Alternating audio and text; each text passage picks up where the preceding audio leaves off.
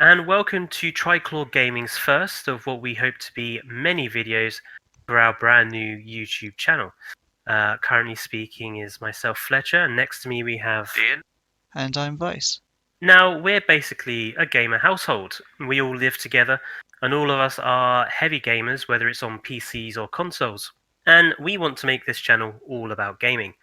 You can expect Let's Plays from us, and streams of our favourite or brand new games, whether it's building sims like Jurassic World Evolution or City Skylines from me, Or narrative games with strong characters such as Final Fantasy games, or the Tales of series from me, or even Roguelikes such as Hades and FTL from me. Also, we will be doing plenty of game-related discussion, and we will even have plans for our own game-related essay series. given that we're just starting out, and for you all to get to start to know us, we thought our first video should be a bit of a discussion about our gaming past. Namely, what was the favourite game of our childhood? And to start, we go to our oldest member first. Thanks for that, Vice.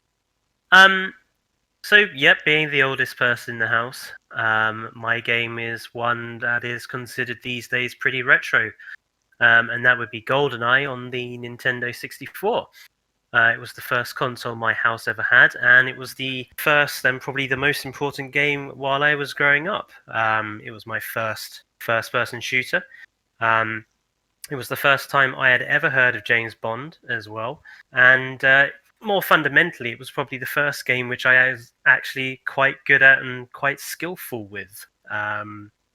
Whether that was sticking proximity mines onto the top of doorways so people wouldn't see them when they went through, or pulling off the perfect sniper shots. It also had a great soundtrack that I still listen to, and the maps I still pretty much remember every little trick and every little nook and cranny where they used to hide things in. And even today, I still think it's one of the best games I have ever played, especially on multiplayer. When I went to university for the first time around, it was one of the first games we brought. My housemate had an N64, and I immediately brought GoldenEye for it. And we spent many an evening four-way screen multiplayer on a massive, I think it was like a 72-inch TV that one of them had brought. And yeah, it was great fun. Unless one of them picked Oddjob, which you could never kill because he was always about 2 foot below your aiming. But yeah, for me, N64, GoldenEye, that is the game of my childhood. Vice, back to you. For me, it's got to be Pokemon Yellow, or any of the games from the first generation of Pokemon, to be honest. So Red or Blue. It was the most popular thing at the time. It was simple. It didn't require you to have incredible skill. Just knew a few things like type matchups. Heck, back then I just leveled up Charmander into Charizard, and that was it. I didn't even play tactically. Only the cool kids got to play at school, or at least the ones I enjoyed hanging out with. And I ended up getting the game a year later than everyone else. But Red was technically my first, but Yellow very soon after, and it's the one I much prefer, especially since you get all the starters in it anyway. It helped that I loved animals too, so the team of animals, some dragons, fighting bad guys, and just being the best, it was the very thing I loved most. What about you, Dane? I'm glad you brought that up, because unlike you two, I don't really have a favourite childhood game, so I'm a bit of an exception to this video topic. I've had to think about this quite hard, and the game which I've picked is Enter the Gungeon, which has just been one of my favourite games for the moment, I have to say. It's my first foray into roguelikes, and it's just built my love for them as well. Previously, I've had a love for bullet hell shooters as well, so it's a bit more of a calmer version at the start of those. So it's a bit of a new and something new, something old for me. It ended up being that this was the start of me having a lot more roguelikes and roguelites and all those lovely things. And it just ended up with a love which has just spanned most of my life now. Now that we've discussed what our favourite games are and why they're there, does anyone want to ask any questions about our favourite games? Because I know that I've got a few for you two. So, I've got one. For who? I guess for both of you. So with each of these games, there's a single player aspect and a multiplayer aspect, more co-op for you, Dane. But I was wondering, which do you guys prefer? Do you prefer the single player of your games or the multiplayer aspect? Well, I'll answer first for that one. For me, I prefer the single player of Enter the Gungeon purely because multiplayer usually requires one player to play on a controller, and they have to play the character, the cultist. The cultist itself is, well, it's the worst character in the game, and you can't pick one of the other main characters for the second player. So it's always been kind of weird for me to have a co-op player with me as well. Additionally, it changes the item drop chests into being revival chests sometimes if your other player isn't able to keep up with you. It also doesn't split the screen or anything. It keeps you on the same screen, so it's quite large. It ends up being that you can stretch the vision between the two of you, and it doesn't end up working well because it's usually bound to where your crosshairs are. The other issue is you can't actually play Enter the Gungeon with a co-op partner. You can't ever get to the end of the game or do a game ending with it. You can only ever go to the very end, in which case either the co-op player will be dropped and you have a kind of anomaly in the fact that something won't happen, or the cultist can wrestle control of the gun away from you and enter a PvP stage. What about you, Fletcher? By the way, if anyone is wondering, Dane is from Northern Ireland, hence the accent that he has. He's scowling at me right now. But no, that's the accent. But as far as I'm concerned, GoldenEye's multiplayer was. I think GoldenEye's multiplayer was almost better in some respects than the single player was. The single player maps were good practice for the multiplayer maps, and once you'd gone through the campaign maps first, there wasn't really much replayability there. You could do it on harder difficulties to get the cheats on. Back in the days when cheats were unlocked through gameplay and not through pay to win or microtransactions or anything like that. But yeah, once you had gone through the story, as it were, really it was the multiplayer that kept the game alive. And I think I played a lot more of the game's multiplayer mode than I ever did the single player, and I had many more happy memories on that multiplayer mode. For example, bouncing the grenade launcher in the game, you could bounce the shots around the corners, and I did score a nice multi-kill when I bounced a grenade round one on one of the built-up city maps. I think it was called Archives or something like that. No, Library. That was it, Library. Not that I would ever condone taking a grenade launcher into a public library today. Those sort of happy memories from multiplayer, I still have many of them and still look back on them with joy today. Vice, you've picked Pokemon. I'm a bit curious to hear, what side do you fall on as the best of the starter Pokemons, as it were? And I suppose I can open this to Dane as well, since he's played the same game. So both of you, what is the best starter Pokemon? Because this will cause an argument, I think. I in mean, the comments. if we're talking about Pokemon Yellow, there is only one starter, and that's Pikachu.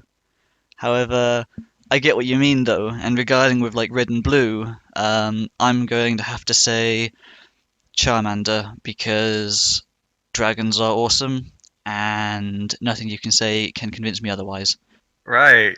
That's interesting for me, because whenever I played the early Pokemons, the Pokemon I always chose was Bulbasaur. I always liked Bulbasaur. I always liked all three starters. I just enjoyed Bulbasaur because it gave me a bit of an easy ride for the first two gyms. That's true. That's a good point actually. I'll admit all three starters are pretty cool. I just prefer Charizard in the end. Especially nowadays with the Mega Evolutions and all. But still, none of the starters are my favorite Pokemon as such. So, Vice and Fletcher, here's one for you. When did you realize you were good at the game? And if you want me to, I'll also answer mine in kind. Because I know Fletcher really likes to watch me play it for some strange reason. Vice, how about you first? I learned I was good at the game when I learned that holding AB down 100% ensures the Pokemon gets captured. That's a lie. That's not true. I'm not actually that great at Pokemon. I can beat usually the single player mode, and catch half the Pokemon in the Pokedex. But when it comes to the multiplayer, the actual competitive element of it, I'm probably one of the worst players, especially when you come to things like EVs and IVs and all the technical stuff. So What about you, Fletcher? when did I first realize I was good at the game? Probably uh, I was playing multiplayer with um, one of my friends back in the days of my middle school, I think. And well, yeah, back in the day, it was Norton about well, 15, 20 years ago now. And we played a multiplayer match, and I think the end score was something along the lines of 17-2. And he never played GoldenEye with me again for as long as I knew him. What infuriates me more about that score is you didn't play to 20. Well, no, because all the matches in multiplayer they were timed usually rather than frags as they were. And we were playing with the Moonraker lasers on as well, which was another good thing about multiplayer on GoldenEye. You could have a specific weapon loadout. You could have like the golden gun from the man with the golden gun, or you could have the Moonraker laser guns, which are always quite fun because you could shoot them through doors. Yeah, I think that was when I first realized I was good, when I started getting people who refused to play with me uh, on the game. I know you're going to say that you're not good at Gungeon, but I think we need to tell the listeners the story of this, don't we? About Gungeon. Well, Fletcher, that's going to very much depend on what you mean the real story is. I mean, they currently can't see me playing it in the background. So, what real story are you talking about? Well, the fact that I continually tell you to play it for me because I like watching you play the thing. Okay, so Fletcher has ended up, because we've been living together for a while, every time I have my computer on and I'm like, I don't know what to play today, he ends up just coming sliding up beside me and says, Gungeon. And it's even worse. It's even worse for the pure fact that he keeps insinuating that I'm good at these kind of games. Like, But you are. I mean, look at some of the dodges and stuff that is going to be being pulled off in the video that goes along to this discussion that we're having. Oh yes, because obviously no one can play that after how many runs have you done? Over 150? You wouldn't have done that many runs if you weren't any good at it. Okay. But he has also attributed this success to why I'm good at other roguelikes like Hades, which has a much similar dodging mechanic to Gungeon, but also explains why I don't have the same kind of luck when it comes to FTL, which is purely a luck-based run, more than anything else. I suppose, for sake of argument, and for sake that I keep forgetting I have active items and blanks that I can use to dodge bullets as well, instead of just natural reflexes, I am somewhat good at the games. Yeah, I love Gungeon. I love watching you play it. And there'll be more of Enter the Gungeon from Dane on the channel. He's looking at me as if to say what, but I'm saying there will be more of Gungeon on the channel for those of you who like roguelikes, as well as Hades, in fact, he has Hades, and I've been watching him play Hades, and he's fantastic at that as well. I'm going to kill you. Thank you. But no, back to our gaming discussion on our favorite games. I should probably ask, sort of, were there any other games of your childhood that were equally as good, or any other games of our childhood now that were considered as good? I mean, I can answer mine straight away that Mario Kart on the N64 was another big multiplayer one of my growing up. It was the first driving game I'd ever played as well, and the first driving game I was probably any good at. And it's probably why I'm quite good at games like Burnout today and useless at things like GTA. Not GTA. What's the other one? Gran Turismo. But yeah, Mario Kart was a massively fun multiplayer game. It was another one me and my uni buddies used to play. So yeah, you two. What about? Were there any other games of your childhood times that were good, big for you? I think for me, considering Pokemon Yellow, Pokemon Red was the second game ever on the Game Boy. So early games on the first consoles I got. The first game on a PlayStation for me was Spyro, and that holds a heavy place in my heart. The just like the silly elements of the gameplay, the bad guys running about, being able to scorch them, finding the sheep, and the fact that it had a nice little story as well to round it all off. I just find it a cute and fun game. Mostly for the community. For me, Minecraft, and it's a bit of a step into Fletcher's domain, and I understand that with sandboxes. But it's the mods from Minecraft. Just if I ever need a time waster, or I'm never entirely sure what I want to play, it's always a good thing for me to like just pick up and then go, I've got half an hour, and then realize it's 5 o'clock in the morning. I haven't eaten or slept all day, and I have got about a pile of work to do on my desk. But it's just a nice little time waster, which can snowball quite heavily. I suppose I'll ask a question next. Vice, have you had any funny moments with your Pokemon? Like, has anything ever happened which has been kind of comical, or because I know the original Pokemon games were really strife with glitches. So, have you ever encountered any of those? I suppose that this question would also go to you, Fletcher, considering yours is another oldie game. While Vice is thinking, I could probably answer mine quite well. It's not necessarily going to be from GoldenEye though. But I think one of the funniest moments I ever had in my childhood gaming was on Mario Kart. One of the racetracks, Wario's Raceway, I think it was. Towards the end of the course, there is a jump over the lower section of the course, which is about sort of halfway back if you fall down. And the trick always used to be to ensure that there was a mine or a banana skin at the right point of the jump, so that when you hit it, you'd always fall down into the thing. Well, whoever I was playing with at the time got me with a green shell just as I was coming up to the jump, and the green shell in those days used to make you tumble forwards. So I tumbled down, but at the same time, I dropped a mine, and because he was right behind me, obviously having fired the green shell, my mine dropped right in front of him. So he ended up down in the bottom of the racetrack with me, and that happened twice more times during this 3-lap race. We carved each other up and ruined the entire race for both of us because the AI, who was pottering around at 2 miles an hour, beat us, and we were both last because we were too busy doing Jeremy Clarkson and Richard Hammond. We were too busy destroying each other's races, and we let Captain Slow win.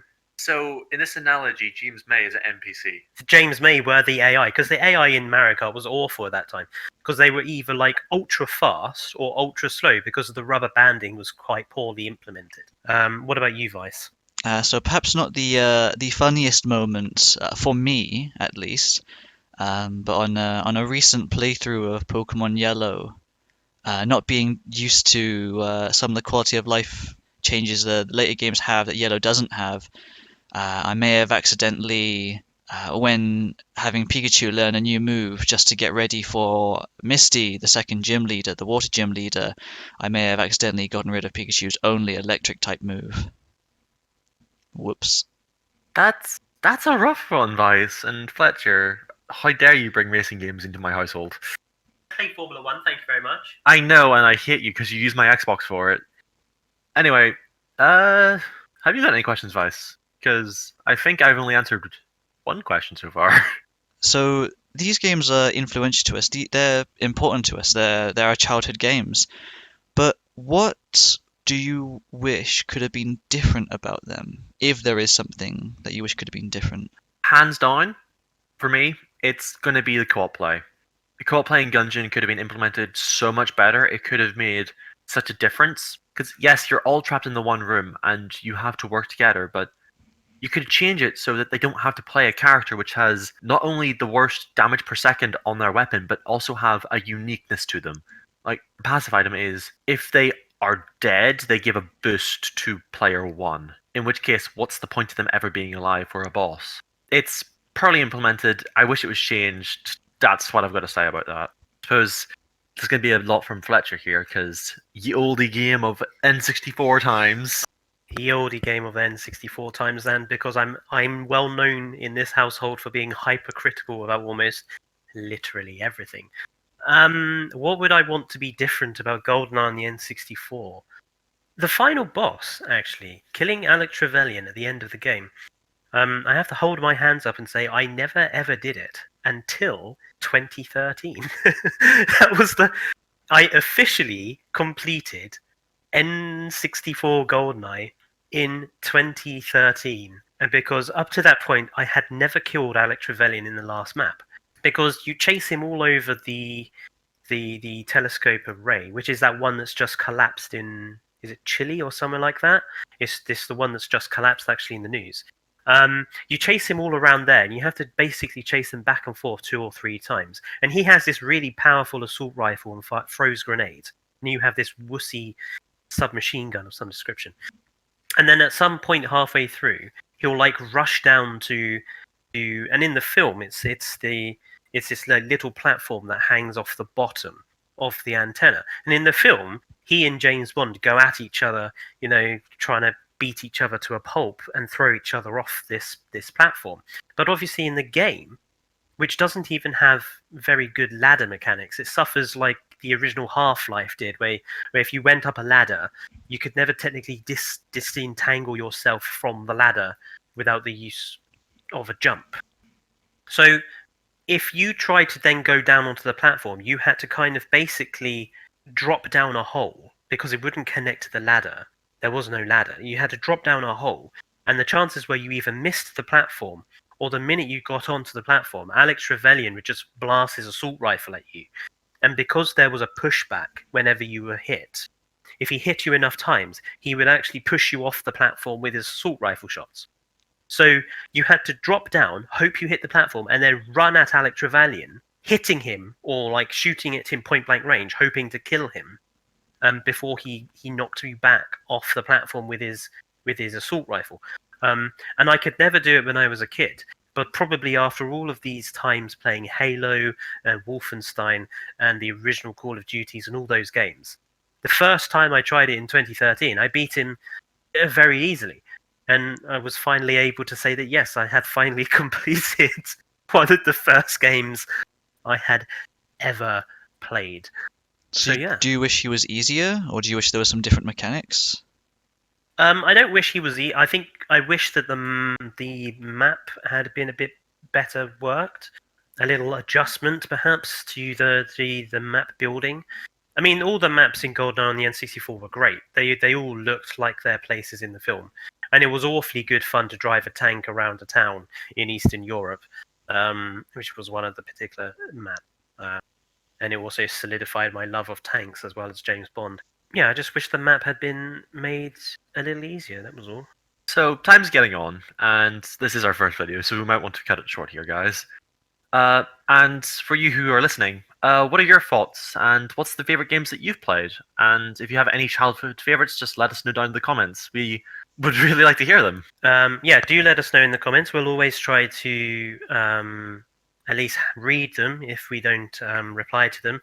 We do want to interact, and like I said, we are beginning on this, I suppose, great idea, great project, great experiment to have our own YouTube channel. So please do like and subscribe to us and ring the bell if you want to see and hear more of us. We've got big plans for the channel, and we'd like as many of you along for the ride with us. And hopefully our next videos will be probably gameplay, I would suspect. Maybe I might even badge Dane to get some Gungeon recorded for our watchers. So we hope to see you soon in the next video. But from now, it's goodbye from us, and stay safe. Goodbye! See you!